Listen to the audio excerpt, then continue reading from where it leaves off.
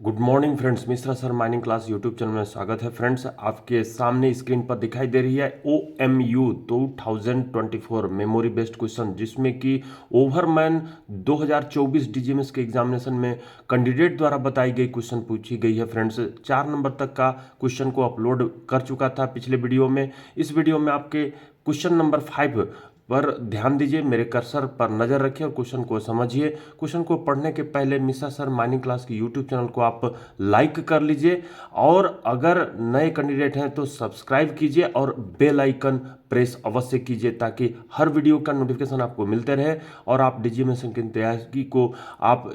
की तैयारी को आप अच्छे से कर सकें और एग्जामिनेशन को पास करके सर्टिफिकेट गेन कर सकें, प्रमोशन पा सकें। फ्रेंड्स, चलिए मेरे साथ क्वेश्चन नंबर 5 को पढ़िए।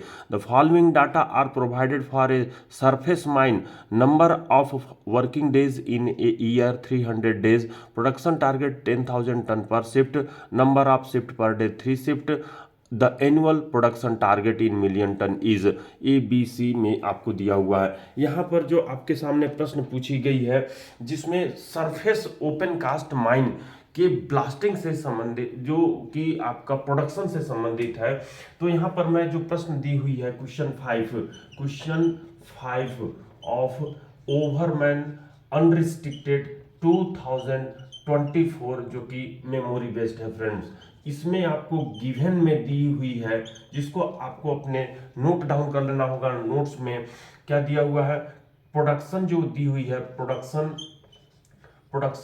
PRODN मैं कर दिया हूं। प्रोडक्शन ये दिया हुआ है 10,000 टन पर शिफ्ट।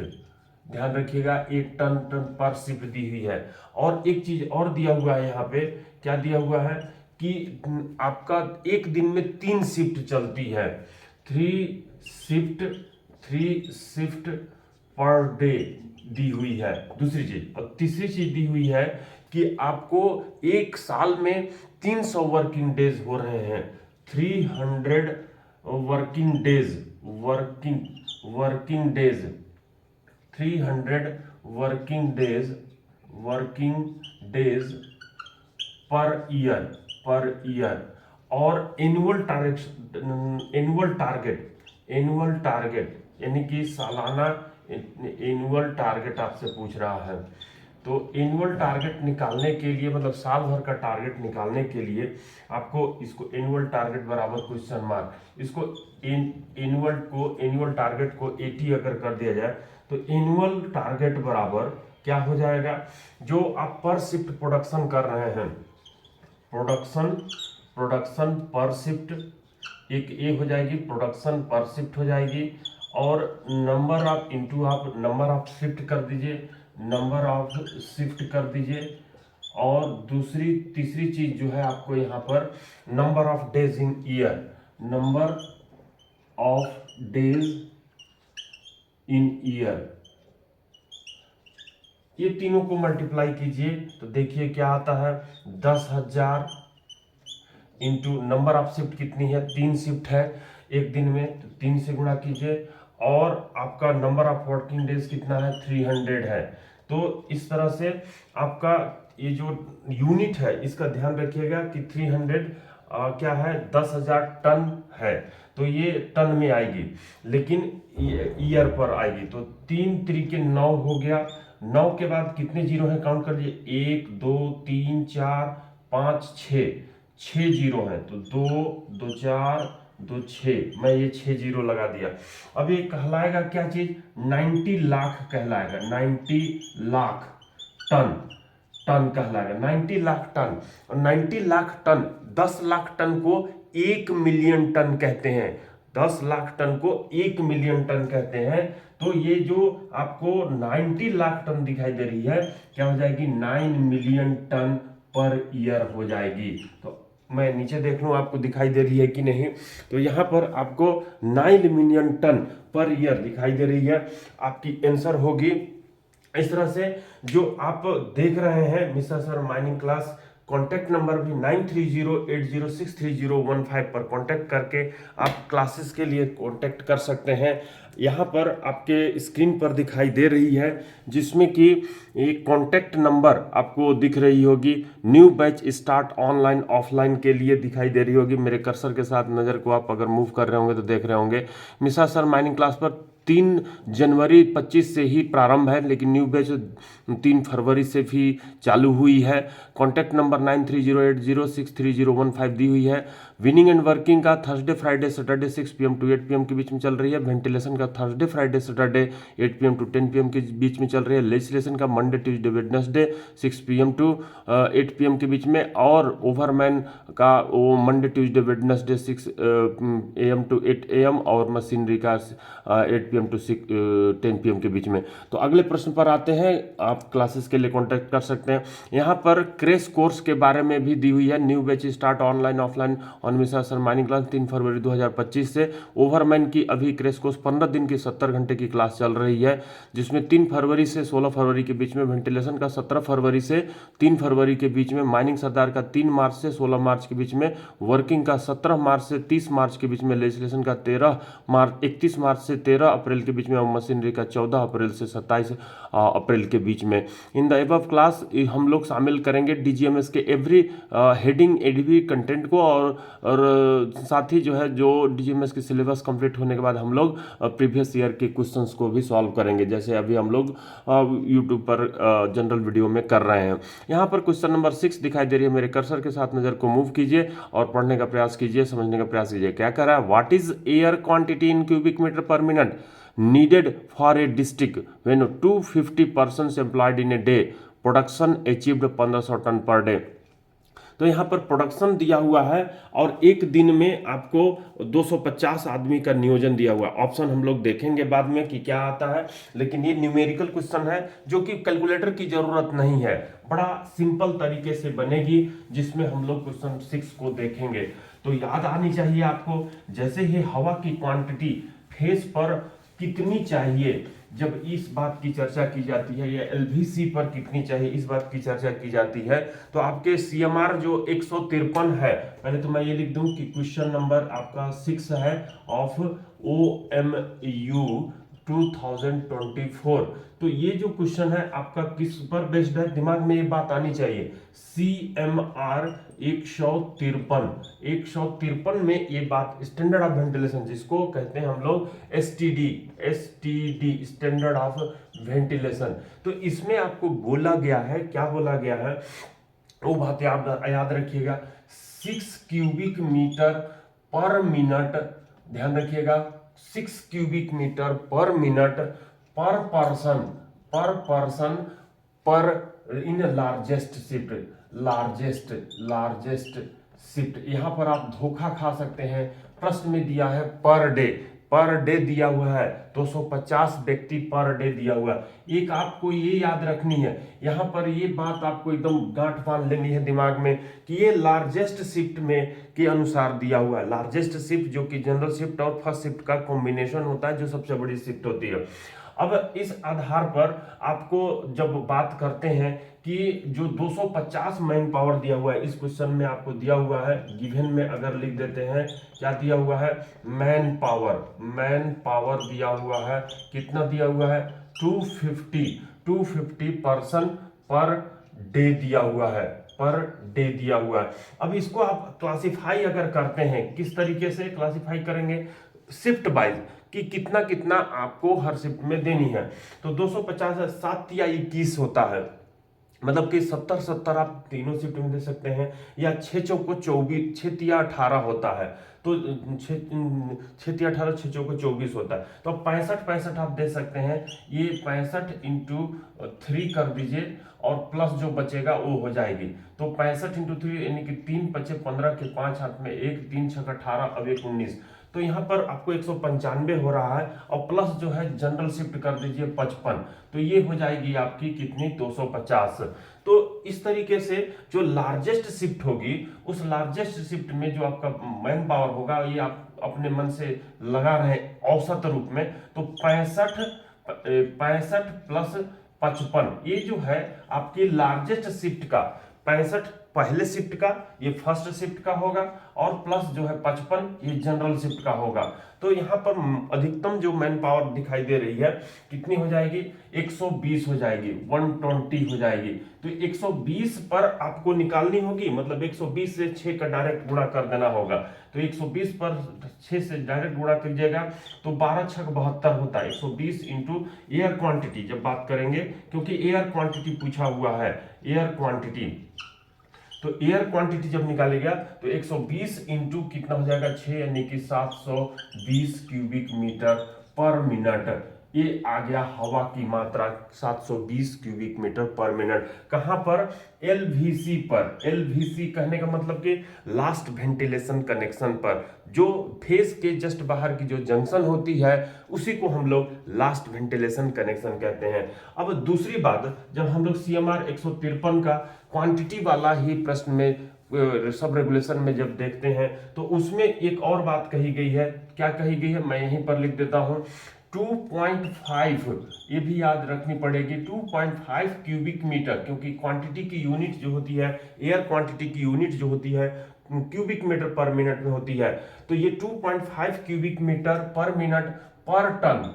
एक चीज यहाँ पर ध्यान रखिए, पर टन, यानी कि जो आप उत्पादन करते हैं प्रोडक्शन, तो पर टन पर है। और तीसरी चीज की पर, ये जो है आपका पर डे पर है, पर डे पर है। तो ये पर टन पर डे आपको दिमाग में ये दोनों बात जो है अच्छे से याद रखनी होगी। ये इसके लिए लार्जेस्ट शिफ्ट और इसके लिए टन पर डे, इसी में कंफ्यूजन होता है, भूल जाते हैं कैंडिडेट। तो आप इस आधार पर जो आपको प्रोडक्शन दिया हुआ है, गिवन में एक और अगेन गिवन किया हुआ है, अगेन गिवन किया हुआ है, क्या हुआ है आपका जो प्रोडक्शन बोला गया है 1500 tonne per day, TPD tonne per day. तो इसमें आपको डायरेक्ट दिया हुआ है, आप एयर क्वांटिटी जब निकालिएगा, एयर क्वांटिटी जो निकालिएगा तो आपको डायरेक्ट मल्टीप्लाई कर देनी होगी, कितनी की, 2.5 क्यूबिक मीटर पर मिनट को आप मल्टीप्लाई करेंगे पर डे, जो कि आपको 1500 दिया हुआ है, 1500 टन। आप जैसे ही इसका मल्टीप्लाई कर दें तो 1500 रुपए अगर किलो है पोस्ता और उसको 2.5 किलो लेते हैं तो कितना रुपए देंगे, तो 15 दूनी 30 और 7.5 37, तो 3700 क्यूबिक मीटर पर मिनट पर टन, ये आ गया। और यहाँ 720 क्यूबिक मीटर, यहाँ पर टन नहीं कहलाएगी यहाँ पर आपको, क्योंकि 1500 टन पर निकाले हैं इसलिए क्यूबिक मीटर पर मिनट। अब इनमें से जो हवा, एक ये हवा है 720 और दूसरी 3700, इनमें से जो हवा अधिक है उतना हवा, दोनों में से कौन अधिक है, हम देख रहे हैं कि जो मैन पावर है उस पर कम है और जो प्रोडक्शन पर ज्यादा है। तो यहाँ पर 3700 आप जो है टिक लगाइएगा ऑप्शन में, 3700, उनमें से दोनों में से जो हवा अधिक है उस उतनी हवा लास्ट वेंटिलेशन कनेक्शन पे बहनी चाहिए। तो इस तरह से 153 आप रेगुलेशन से इस प्रश्न को जो पूछी गई है DGMS के दिसंबर एग्जामिनेशन ओवरमैन या फर्स्ट क्लास के वर्किंग और सेकंड क्लास के वर्किंग में भी पूछती है, माइनिंग सरदार में भी पूछता है, यहाँ तक कि लेजिस्लेशन में भी पूछती है। तो इस तरह से आप यहाँ बी नंबर ऑप्शन को चूज करेंगे। चलिए छठवां का छठवां का बी टिक लगा चुके हैं। आते हैं अगले प्रश्न पर। 7वां नंबर क्या कहता है, what is the minimum light required at first aid station in open cast mine.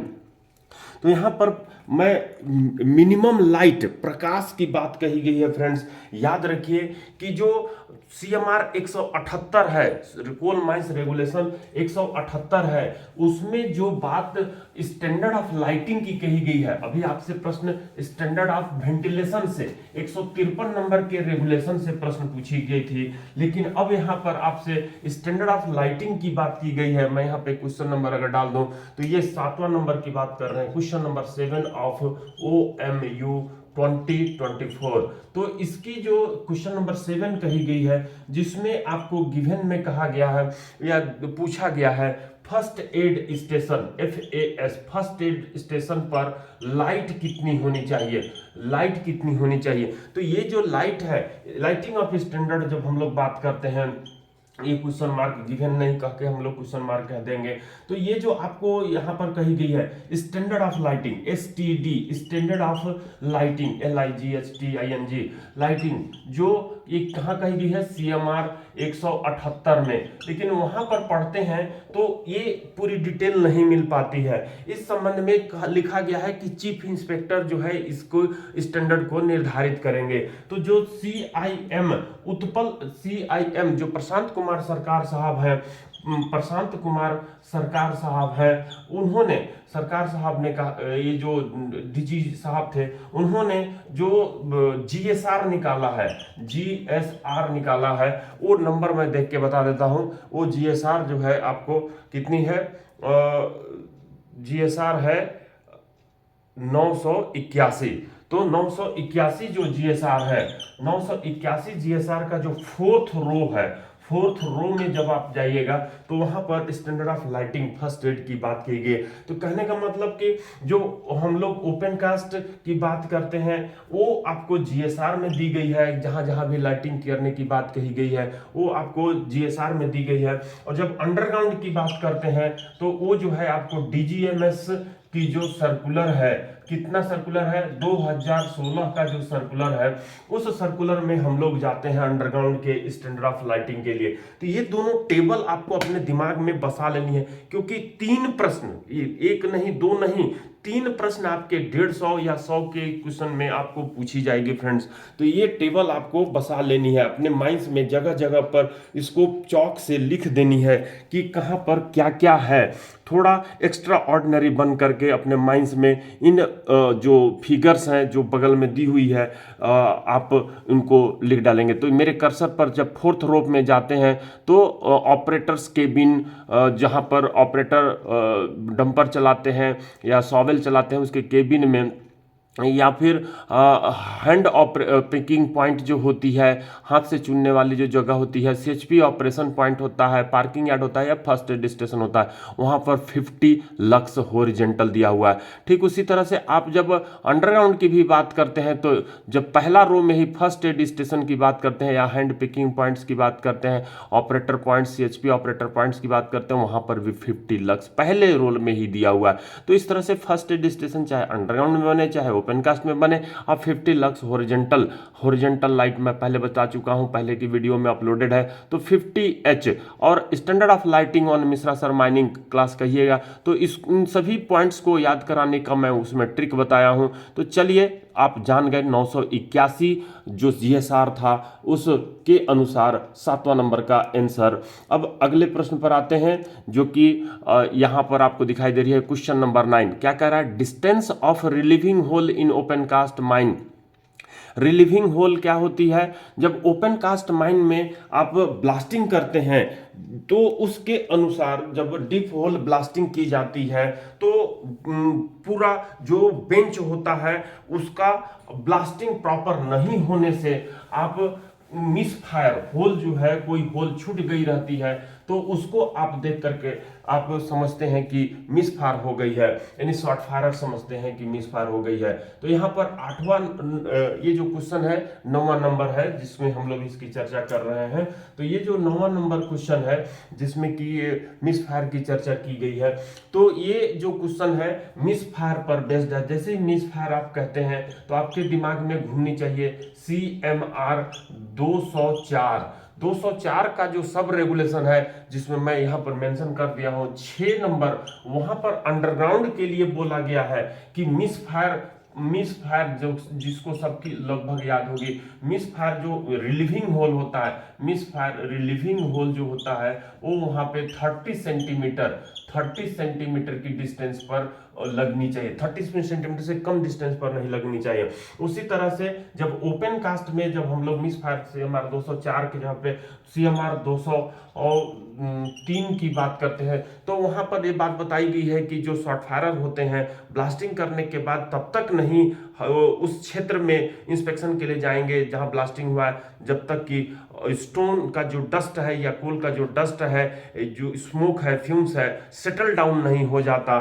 तो उसके बाद जब जाते हैं अपने सहायक के साथ और उस फेस का, बेंच का जो फेस होता है जिसको ब्लास्टिंग किए रहते हैं, वहां पर अगर कोई जगह पर यथावत स्थिति में कोई होल छूटी हुई दिखाई देती है तो वो होल मिस फायर होल कहलाती है। जिस संबंध में डीजीएमएस सर्कुलर की जब बात करते हैं, डीजीएमएस सर्कुलर की बात करते हैं, तो उसमें जो रिलीविंग होल बनाने की जो बात की गई है, वो रिलीविंग होल, जैसे ये यहाँ पर आपको होल लगा हुआ है, तो इस होल के 1 मीटर के डिस्टेंस पे आप जो है कितना मीटर के डिस्टेंस में, 1 मीटर के डिस्टेंस से कम डिस्टेंस पर, 1 मीटर के डिस्टेंस से कम डिस्टेंस पर नहीं होगी, नॉट लेस देन 1 मीटर, आप जो है क्या लगाते हैं, ये जो है आप रिलीविंग होल लगाते हैं। ये आपका बेंच है ओबी, जो कि आपने ब्लास्टेड कर चुका है, और यहाँ पर आपको दिखाई दे रही है क्या चीज, ओबी का बचा हुआ पोर्शन। तो ये हो गई आपकी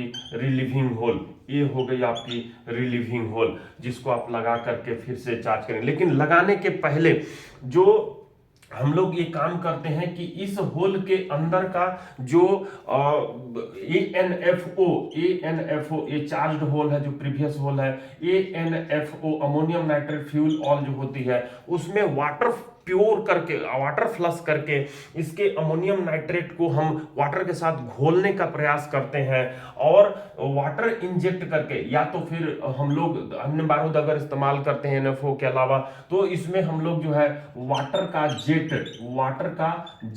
वाटर प्रेशर के साथ उसके अंदर इंसर्ट करते हैं, ताकि स्टेमिंग मटेरियल जो है बाहर आ जाए, और एक्सप्लोसिव जो चार्ज किए हैं वो भी जो है बाहर आ जाए, और वो जो है निष्क्रिय हो जाए। तो यहाँ पर आपने जान लिया कि 1 मीटर के डिस्टेंस पर ओपन कास्ट, 1 मीटर से ज्यादा डिस्टेंस 2 मीटर कीजिए, उसके पहले इस मटेरियल को जो है क्लीनिंग की जाती है, वहां पर जगह बनाई जाती है, उसके बाद जो है हम लोग वहां पर रिलीविंग होल की बात करते हैं। तो आपके सामने ये रेफरेंस तौर पर दिखाई दे रही है कि distance of relieving hole in open cast mine, तो ये जो है 1 मीटर आप टिक तो लगाएंगे, लेकिन यहाँ देखिए 204 का 6 relieving hole after misfire and DGMS circular. तो ये डीलिंग आप अपने फिंगर से जूम करके इसको स्टडी कर सकते हैं। Dealing with misfire hole in deep hole blasting में लिखी हुई है कि 1 number detection of misfire hole by study of profile of the blasted bench के प्रोफाइल का, यानी कि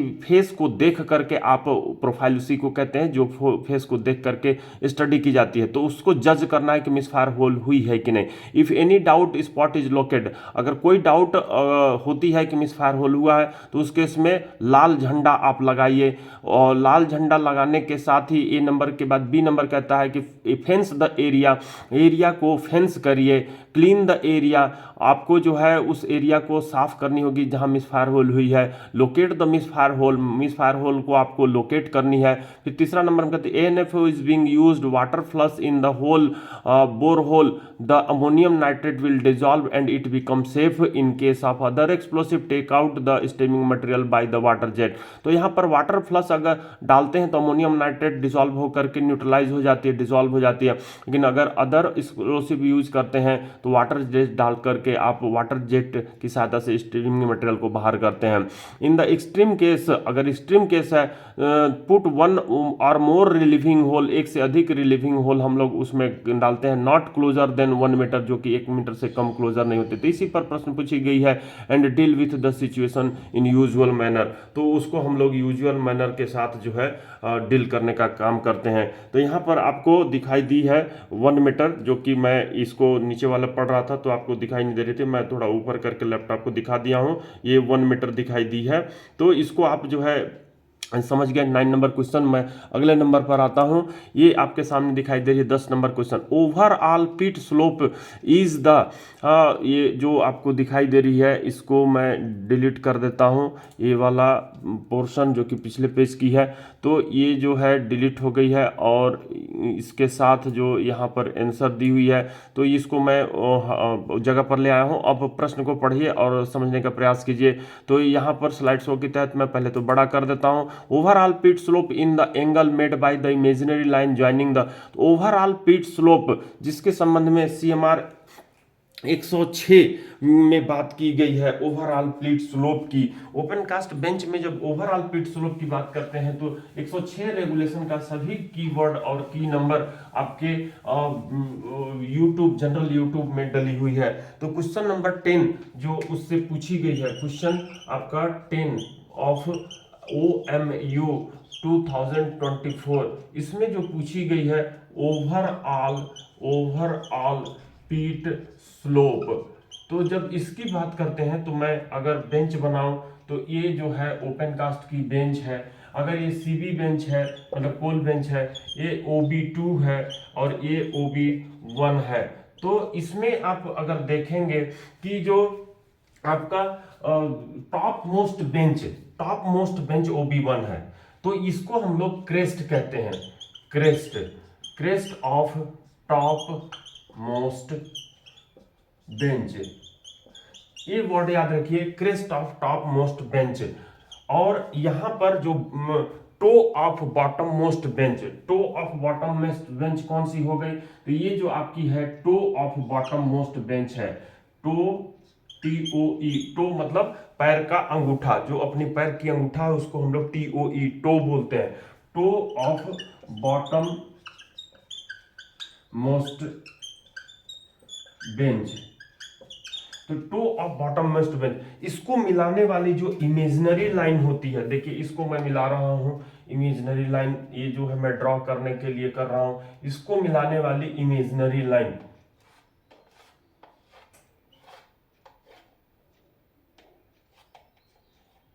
तो इसको मिलाने वाली इमेजिनरी लाइन ये हो गई। और ये हॉरिजॉन्टल के साथ जो एंगल बनाती है, ये हॉरिजॉन्टल लाइन हुआ। हॉरिजॉन्टल के साथ जो एंगल बनाती है वो कहलाती है क्या चीज? थीटा अगर इसको कह दें तो ये जो है कहलाती है ओवरऑल एंगल ऑफ स्लोप, ये कहलाती है ओवरऑल पीट स्लोप या ओवरऑल एंगल ऑफ स्लोप। तो ये थीटा जो आप डेफिनेशन के रूप में कहेंगे तो क्या हो जाएगी?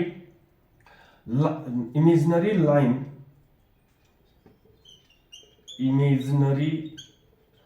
Line joining the crest of topmost bench to the toe of bottommost bench and make the angle with horizontal. This angle is called the ultimate pit slope angle or overall pit slope angle.